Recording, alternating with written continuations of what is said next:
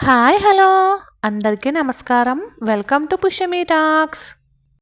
ఎలా ఉన్నారండి అందరూ? నేనైతే చాలా అంటే చాలా బాగున్నాను. మీరందరూ కూడా ఇంకా ఇంకా బాగుండాలని మనస్ఫూర్తిగా కోరుకుంటున్నాను. ఈరోజు వాతావరణం అయితే చాలా ప్రశాంతంగా ఉందండి. అటు ఎండ ఎక్కువగా లేదు, అలా అని వర్షము కూడా లేదు. మబ్బుతో అలాగా ప్రశాంతంగా ఉందన్నమాట.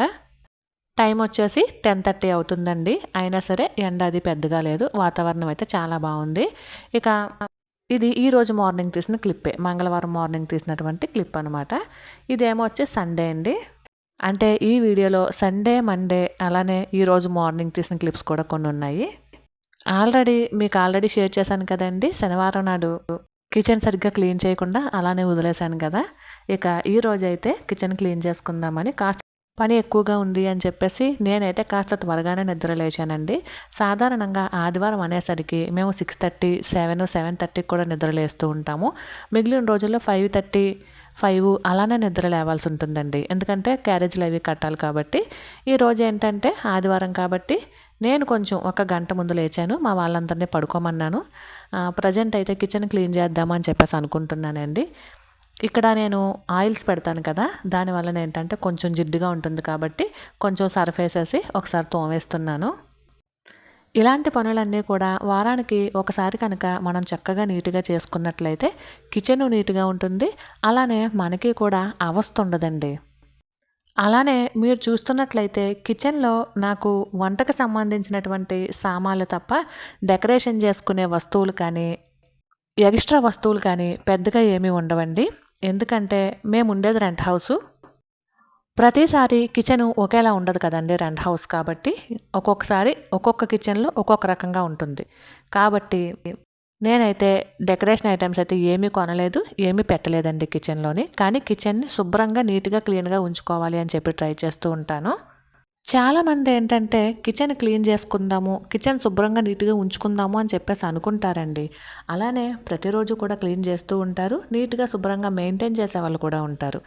కొంతమంది ఏంటంటే కిచెన్ మెయింటైన్ చేయడం అంటే కిచెన్ అంతా కూడా శుభ్రంగా ఉండడము, క్లీన్గా ఉండడము అని చెప్పేసి కాదండి. డెకరేషన్ ఐటమ్స్తో కిచెన్ అంతా కూడా నింపేద్దాము అని చెప్పేసి అనుకుంటూ ఉంటారు. అది తప్పేమీ కాదండి.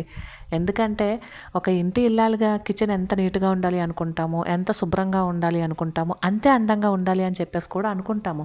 కాకపోతే ఏంటంటే మనము మన బడ్జెట్ని కూడా ఒకసారి ఆలోచించుకోవాలి. చాలామంది ఆడవాళ్ళు చేస్తున్న మిస్టేక్ ఏంటంటే సోషల్ మీడియాలో కానీ, ఫ్రెండ్ ఇంట్లో కానీ, ఎదురింట్లో కానీ, పక్కింట్లో కానీ డెకర్ ఐటమ్స్ని చూస్తూ ఉంటారు.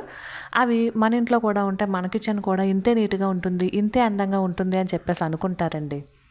అలా అనుకోవడం వల్ల ఏంటంటే కిచెన్లో అంతకంతకి వస్తువులు పెరిగిపోతూ ఉంటాయి. మనం ఓ పక్క నుంచి కొనేస్తూ ఉంటాము. అలా అని చెప్పి పాత వస్తువులు తీసేస్తామండి, అంత గమ్మున తీయలేము. ఎందుకంటే మనకి మనసొప్పదు. ఎందుకంటే అవి కూడా మనం రూపాయి పోగేసి కొనుక్కున్న వస్తువులు అయ్యి ఉంటాయి.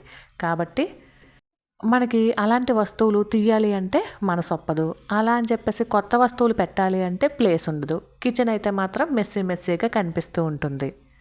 పోనీ ప్రతిరోజు పని చేసుకుందాము అంటే ఓపికలు సరిపోవట్లేదు ఈ మధ్యకాలం. చెప్పనే అవసరం లేదు కదండి. కరోనా తర్వాత ఎవ్వరికీ కూడా ఓపికలు అనేవి ఉండట్లేదండి. అనవసరమైనటువంటి పనులు కల్పించుకోకుండా చక్కగా ఉన్నంతలో ఉన్న వాటితో తక్కువ మెయింటెనెన్స్తో చక్కగా కిచెన్ని నీట్గా శుభ్రంగా క్లీన్గా ఉంచుకోవచ్చు. ఇక ఇవన్నీ కూడా నా అభిప్రాయాలు మాత్రమేనండి. అంటే మిమ్మల్ని అందరినీ ఇలాగే ఉండమని నేనైతే చెప్పట్లేదు. కాకపోతే ప్రస్తుతం అలానే ఉందండి. నా ఫ్రెండ్ ఉంది. తనేంటంటే ఎంతో కొంత డబ్బుల్ని పొదుపు చేస్తుందండి.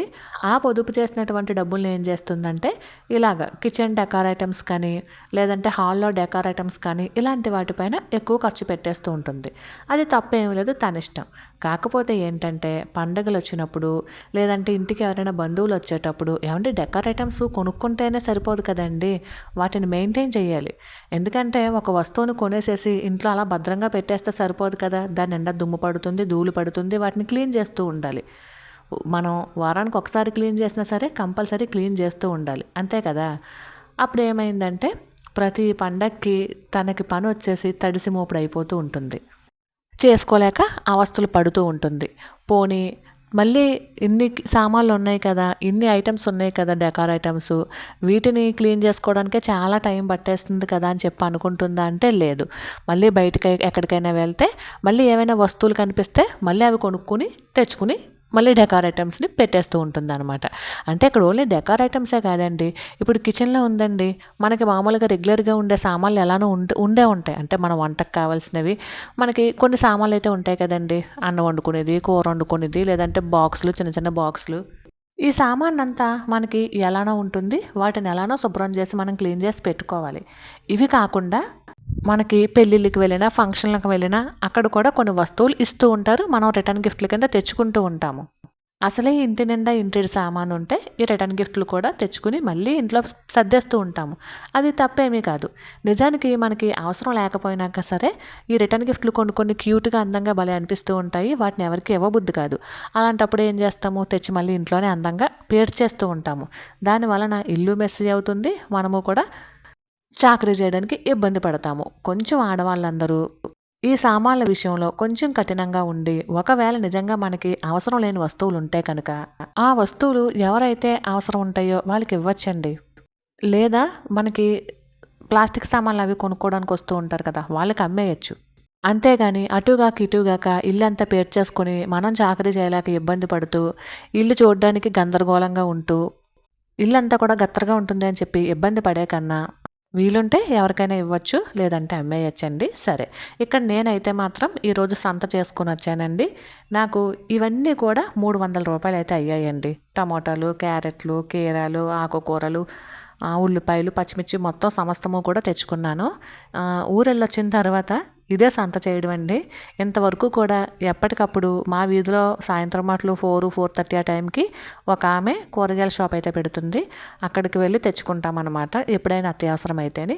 లేదు అంటే ఇలా పెద్ద మార్కెట్కి వెళ్ళినప్పుడు అయితే మాత్రం ఇలా సంత అంటే వారానికి కావాల్సినటువంటి కాయగూరలన్నీ కూడా తెచ్చుకుంటామన్నమాట. అలానే ఉదయాన్నే జ్యూస్కి కావాల్సినవి క్యారెట్, బీట్రూట్, కీర, ఉసిరి ఇవన్నీ కూడా వారానికి ఒకసారి పెద్ద మార్కెట్కి వెళ్ళినప్పుడు తెచ్చుకుంటామండి. వీటన్నిటిని తెచ్చుకోవడం ఒక పని అయితే సర్దుకోవడం ఇంకొక పని అవుతుందండి. అల్లాన్ని ఇలా ఒక బాక్స్లో అయితే పెట్టుకున్నానండి. మిగిలినవన్నీ కూడా కాయగూరల్ని ఇలా వేటికవి విడిగా పెట్టేసుకున్నాను అనమాట. మనకి ఈ కాయగూరల బాక్స్ ఓపెన్ చేయగానే అన్ని రకాల కాయగూరలు కనిపిస్తాయి కాబట్టి తడుముకోకుండా ఎప్పుడు ఏ కూర వండాలి అనేది మనకి వీటిని చూస్తేనే ఒక ఐడియా వచ్చేస్తుంది కాబట్టి అన్నీ కూడా ఇలా అయితే పెట్టేస్తున్నాను. అండ్ అలాగే ఆకుకూరల్ని ఇలా న్యూస్ పేపర్లో చుట్టి పెట్టడం వలన ఒక 2 డేస్ అనేది ఫ్రెష్గా ఉంటాయండి. ఆకుకూరలు వారానికి సరిపడగా ఎప్పుడూ తెచ్చుకోకూడదు, ఎప్పుడూ కూడా 2-3 రోజులకు సరిపడగా మాత్రమే ఆకుకూరలు తెచ్చుకోవాలి. ఎందుకంటే ఆకుకూరలు త్వరగా పాడయ్యే అవకాశం ఉంటుందండి. నేనైతే గోంగూర, పాలకూర తెచ్చాను, కొత్తిమీర, కరివేపాకు కూడా తెచ్చానండి. వాటిని కూడా ప్రస్తుతానికి ఇలా కాగితంలో చుట్టి పెట్టేస్తున్నాను, తర్వాత డబ్బాలోకి అయితే తీయాలి. మరి అయితే ఇదేనండి వాళ్ళ వీడియో. ఈ వీడియో మీకు నచ్చినట్లయితే please like, share and subscribe.